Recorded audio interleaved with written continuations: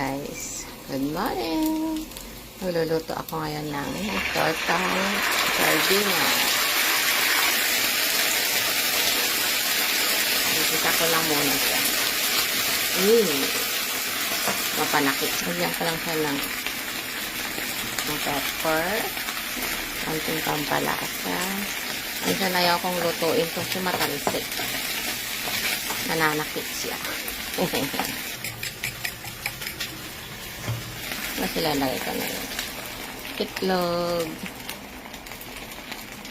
Ayan na siya. Uy, dumikit. So, ito na siya. Hindi man perfecto ang pagkakaluto, pero mukhang masarap naman. Kain tayo. Ganyan talaga. Hindi natin makukuha ang perfecto.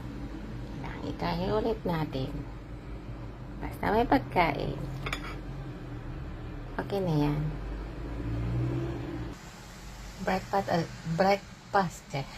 Sorry, yung nabubulot. Breakfast at lunch ko na to. Kasi maglulugaw na naman si Amo mamaya. Maghapon akong lugaw kahapon. Kaya, eto ang aking breakfast. Kain tayo.